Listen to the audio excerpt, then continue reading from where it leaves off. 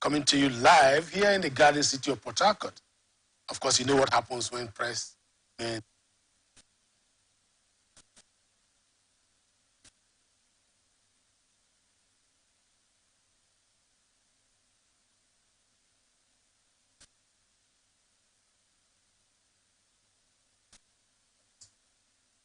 when you're anchorman on Woken, I'll tell you. And let's look at some of the details of some of the stories. Labour threatens to shut down oil field. And from Kogi State, council report that community mounts houses as a downpour destroys farmlands houses. Kogi State, Imo Labour Party governorship, and it declared by the Apex Court to talk about the Supreme Court. And the government initiates tax drive, initiative for tax in Nigeria, underway. CSOs urge labor unions to share and strike. From Bayelsa State, thousands of PLDC declare support to Silva, governorship candidate of APC. And these are more part of our menu this evening. But don't get away, remember that you are watching us live on our screen there, on your screen there, via StarTimes 194 and our various social media platforms. They're there. Facebook.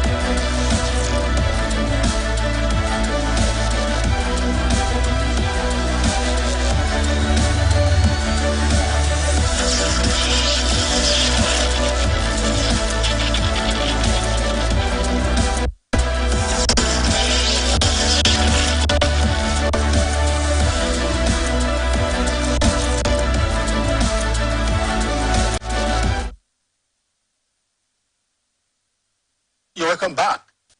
Well, we join the main menu right now by giving you some of the stories in brief, followed by discussion. Don't forget, I have here in the studio my colleague, or will I say a broadcast journalist downstairs in the radio. It's a broadcast journalist. We're talking about Hope Christopher. Hope Christopher. Yes. I call him the whiz kid. He's a very wise kid.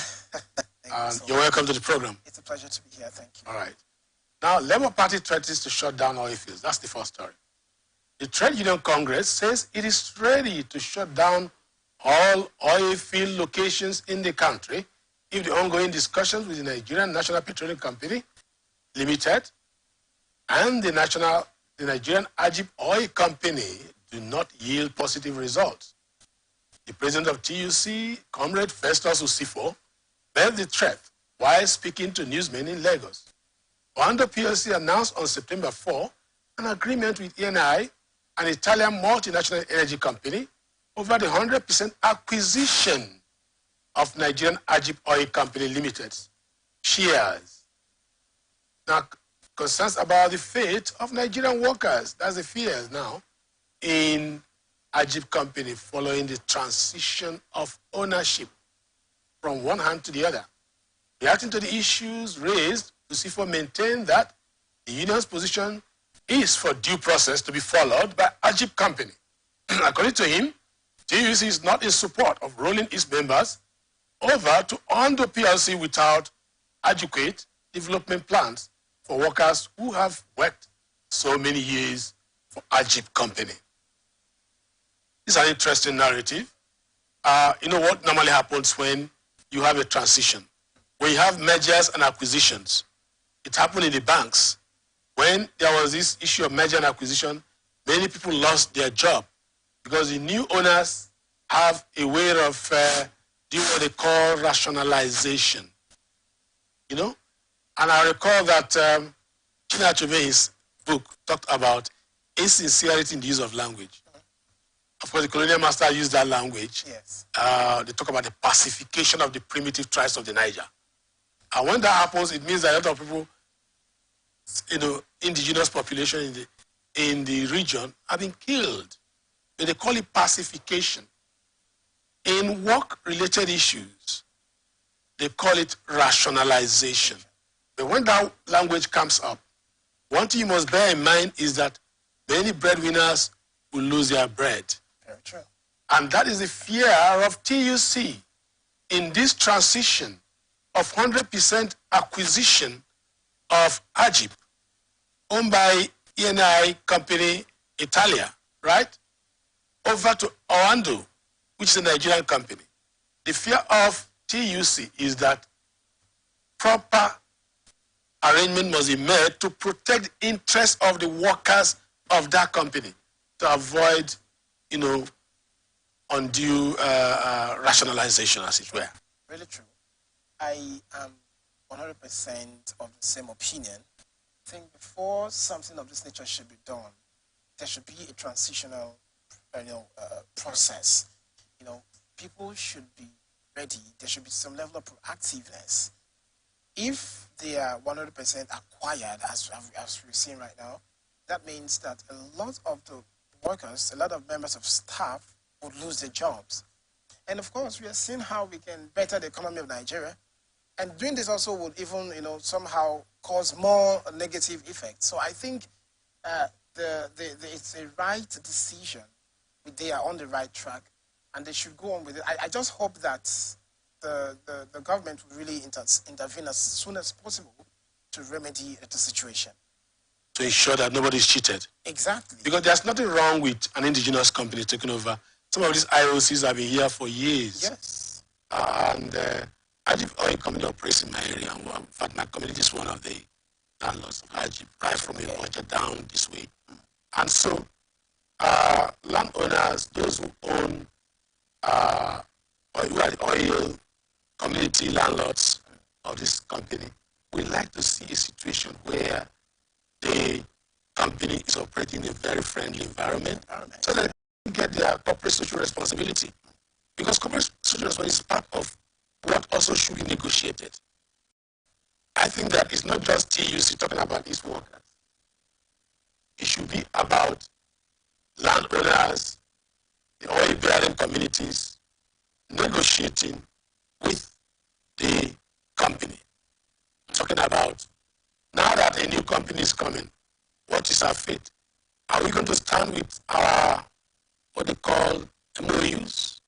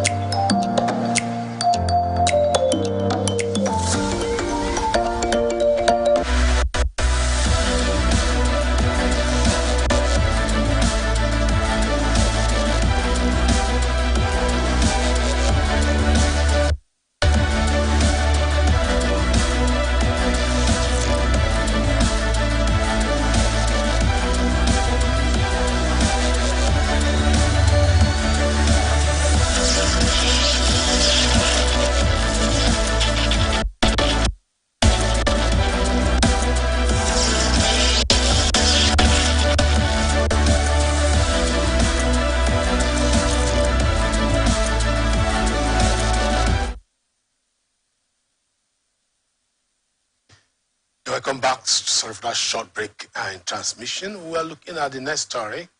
And of course, we had just finished discussing the issue of acquisition of Elf, of Ajip. Ajip, yes. Ajip, yeah. And we're looking at the issue of negotiation by labor unions. And that beyond the labor unions, communities will also begin to negotiate with respect to the corporate social responsibility that should naturally accrue to them. And so there to be a two-way thing. TUC is now saying, let us be sure that our members are protected from unnecessary job loss. Exactly. I was saying that the communities will also come to say, ensure that we will not be denied our due as landowners where this oil is being lifted. So these are two kind of demands. And also, we're also looking at proper transitioning. Transition. You know, before the drastic decision, there should be a great level of proper transitioning so that people who work with the indigenous company would be given the right, what will I use right now? The right satisfaction, the right settlement. And so that there will be no much of unemployment by those who are ready with the company. We don't want any case of merger and acquisition or acquisition creating any kind of loophole. Because the kind of hiatus that you find in issue of acquisitions in Nigeria is so much, it's huge. Really huge. When the banks got involved, they have been taken over by some companies. A lot of people lost their job because the new employer may not want to work with some staff. Exactly. But this a situation whereby you still have people within the industry and you need experience. So let them come out. I think TUC should not shut down any company, as we expect that NNPCL will midwife properly this acquisition issue so that there will be proper transition. Now let's go to the next story. Heavy rainfall has wreaked havoc in Iyagbede, Ijumo local government area of Kogi State, destroying farmlands and houses. National President of Iyagbede Community Association, Dr. Emmanuel Jeminiwa, made this known in an interview with newsmen on Friday. Jeminiwa noted that the heavy rain and windstorm started on Tuesday night and washed away farmlands, while houses were not left out in the damage. He maintained that Iyagbede is an agrarian community, saying crops, including yams and cassava, among others, have been washed away. Terrible story. According to him, the disaster also affected the community township halls, roads, as they are currently impassable. He also stated that farmers are currently finding it difficult to go to farms, as the bridge along their farmlands has been destroyed, describing the disaster as unfortunate, pointing out that the damage is beyond what the community can handle. You know, what we are seeing is not new. It is not. It is not new because it was predicted. Now we talk about rainstorm. The issue of Lago Dam is out of this. Yes. We're talking about natural disaster within our climate. And right from the threshold of Benue River and Niger down to the Niger Delta, there was this prediction that was going to be flooding of farmlands. And of course, we have had issues of damage of farmlands, homes and property in 2022. In 2012, these were various serious years of disaster. And so much was predicted this year. And by grace, I will not see much of this. But the areas where they're happening, they're becoming news stories, as it were, because we expected more. Really? And the question here is, what have we been doing after the prediction? That's a question. That's Nimet predicted. Yes, that's what actually keeps me in a moment of confusion.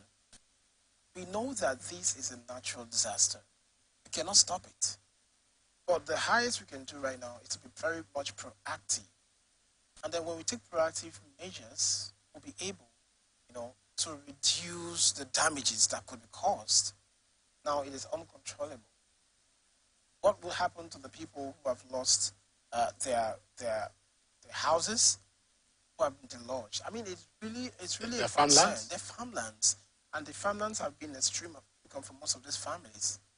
Why are we not, really, when it was predicted, funnily enough, it was predicted, why were no measures carried out, to really alleviate or to actually help the matter, to intervene before it got to this extent? You see, so this is it's really disheartening, but I don't know how they're really coping right now. I don't know how they're coping right now. The problem is this. You're talking about issues of farmland. You're talking about homes and all that. Because this thing was predicted, the question is, shouldn't there have been any means of being proactive, like you said, by government, by making people, farm in a particular manner? Look for safe lands. I mean, they farm crops that have short span to yield. Short yield crops that can be harvested before the danger comes. And all that. Very, very true. And that should be what Nigeria should be looking forward to. It has happened this year. It's going to happen next year. It's going to happen the other year. What happens next year? So we should be doing something about it. And secondly, Nigerians don't know how to manage emergencies. What are the mitigation measures? What are the emergency measures being taken by government to make sure that the losses from these farmers are minimized? And they will not lose totally, because something ought to have been done before something ought to be done beforehand. Something ought to be done, because just like you rightly said it, this is something that can happen or reoccur next year and in more years to come. But if they do something right now, as I said, it's a way to mitigate this challenge. Things should be done. Even the farmers themselves should be enlightened on how to go about it, in order to not have great loss when these natural disasters will occur. Because we cannot prevent them. They are unpreventable.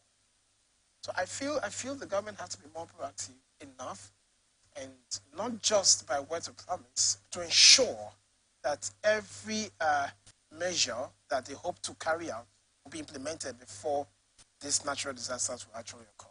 Now, we're talking about Nigeria where there's economic hardship, right? Yes. Now you're talking about people losing their farmlands, losing their farm products. Homes, So what is the government doing? In this story, we have not had promises by government, by NEMA, of course, National Emergency Agency, that ought to have carried relief measures. We have not heard anything from the Ministry of Humanitarian Services and Poverty Alleviation. We have not heard. These are agencies that should come to the aid of these poor farmers and bail them out of their sufferings. We normally hear, go to safe lands, go to higher lands. Let's see them come now to take them to safe land and higher lands and actually mitigate some of their losses. True. At some point, it then seems like maybe the government is not so much concerned about the states or situation of these people. Because first, there was no proactive measure. Second, after this disaster has occurred, so far in the news, we've not seen any measure to actually come to the aid of these people. And so they are literally left alone to be in this suffering, in this hardship. I mean, something should be done as soon as possible. Because who do we blame? That's the question. We will have to blame the government. It's a natural disaster. It's a natural disaster. But what's the government doing? But what's the government doing? That's the question. That's why I'm saying that for me personally, if the government was being proactive enough, then they would have been able to reduce the effects, the gross effect that would have had on these farmers who have lost their farmlands and, of course, also lost their homes. Is government providing alternative homes? That's the question. That's the question. And what is going to be done to those who are yet to be baptized by this, unquote? Because the rains are still coming. Today it rained throughout the day. Of course. And by tomorrow you hear about other communities being flooded. And our own dear Orashi region here is also vulnerable. So are we having the IDP camps ready? Are we having relief materials ready? Are we having safety measures so that people don't lose their lives as usual? What is being done? Or is the government still waiting for it to be another case of emergency? Exactly. That's the question. I mean, it shouldn't be a case of emergency. These are things that we know would happen. But before it happens, do something now, as fast as possible. as in the United States and most parts of the world,